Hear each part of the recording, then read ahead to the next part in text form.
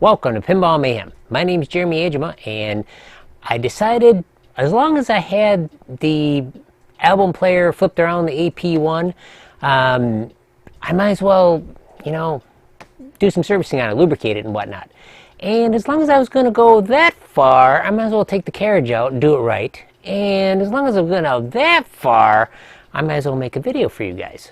So this is going to be a two-part series. We're going to go over the control center, which sits right there on the side of the cabinet. I had to take it out anyway to get this big honking mechanism out.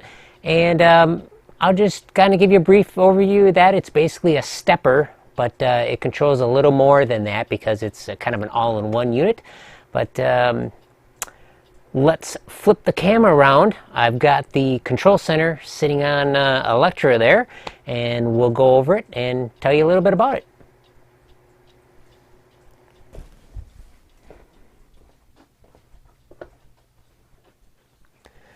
Okay, here is the consolidated control center.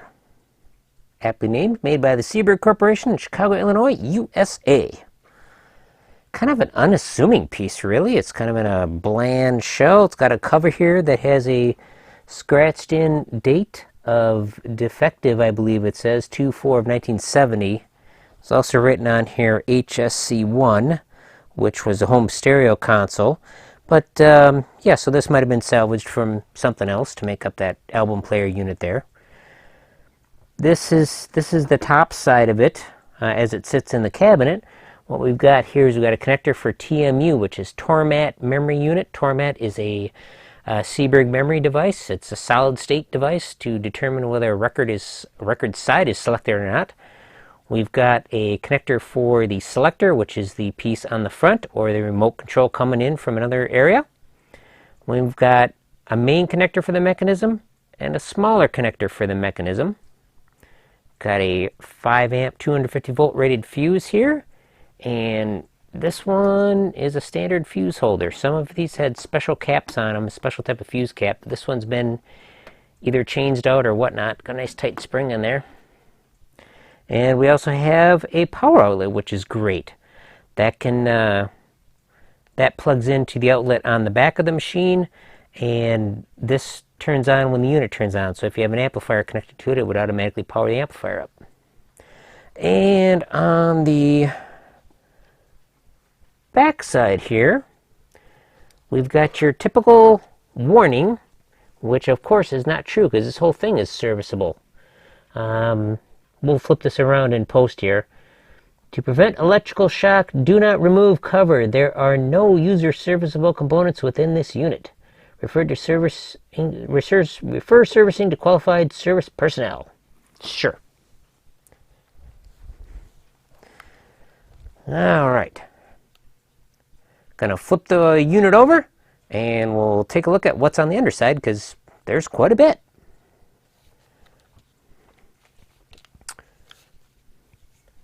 Okay, here it is. Here's the underside of the main transformer, and I have recapped this in the past, so we have much smaller physically sized capacitors than what were in here. They were big honking suckers. Got an extra fuse in there. This has been powered off for quite some time, so I'm not worried about electrical shock. Got a couple relays to control the movement of the mechanism. Another relay here.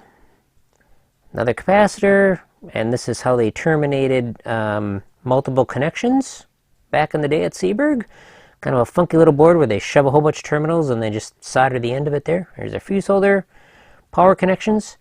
And this guy here, this unit here, this is really important in Seeburg land. This is the device that controls the mechanism to scan twice for records. Basically, when you start the mechanism up in scanning mode, this unit activates and then releases, and this leaf switch here controls the motor, starts it going down the line, and when it finishes the first scan, this side activates once and lets go, and we still haven't shut off our switch yet, and when it comes back again, second time around, it lets go and then activates our switch. So it's a neat little two-step deal. Activate, go once, go twice. And that's, for those of you with Seeburg, you'll notice this sound. So all the later Seeburgs, you know, whenever they did the Torment unit and whatnot from the 50s onward, they've got this. And what can happen with these guys is these are supposed to pivot smoothly. So, you know, this one does not. It's a little sluggish there, so I got to take that apart and clean that. And this is all part of, you know, servicing one of these. This will be if it stands continuously or something. This is pretty good. And this is pretty free here, but this guy was definitely a little sluggish. It's working better now, but it'll cause a problem in the future, so I'll definitely have to take a look at that. And this guy here, this is really cool. This is a latching solenoid. What happens when you press the power button on this unit, this guy energizes, but if you shut off the power and turn it back on, it'll still be energized. And it's basically a push-on, push-off kind of a deal. So you push the button on the outside once, it turns on, push it again. It's just a really cool mechanism.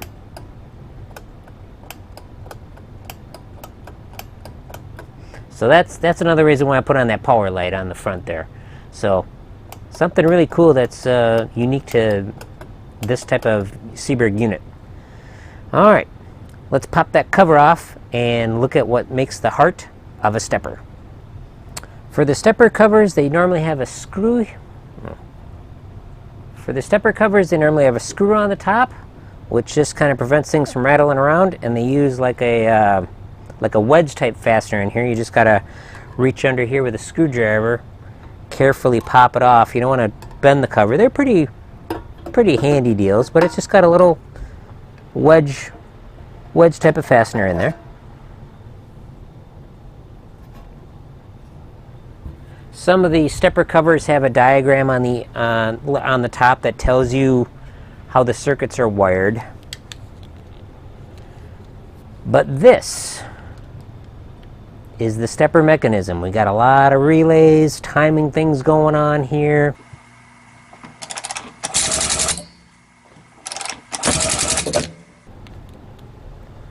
But here's the heart of it. These are two dials that rotate, and they make your selections for you. So there's a disc on the inside of here with a contact on it that when you rotate that rotary dial on here, we've got a latching solenoid that comes down first, and then one of the solenoids on the side fires. And you can see the screw there.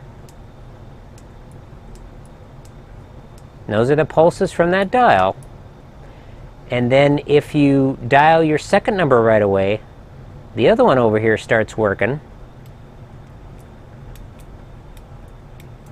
So that has made the electrical connections that are needed.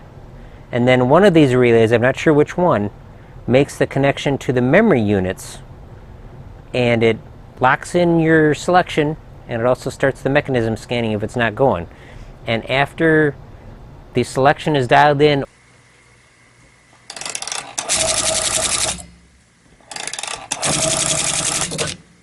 or you stop after your first dial, because you got to dial two numbers. If you stop after your first one, after so many seconds, this thing releases.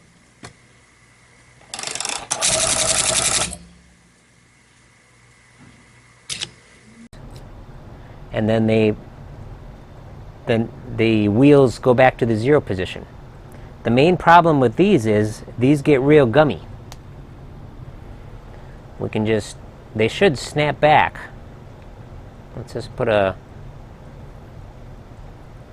But what happens with time is they just get gummy, the lubrication gets gummy and stuff. So this one's still really good. But they should snap back quite quickly. Yeah, this one's really nice. Zoot! Let's do this one more time. This one's a little sluggish. I may work on this one as long as I got it all out. But that is the heart of a stepper. This is the exact same mechanism that's in a jukebox stepper on a Seeburg, and possibly many others as well. So you got two rotating things that basically make your selection. So when you press E5 on the remote over here, let's walk over here to this guy. When you press E5 on this guy, it's got a rotating dial on the inside that goes around twice, once for E, once for 5, and it dials the jukebox basically.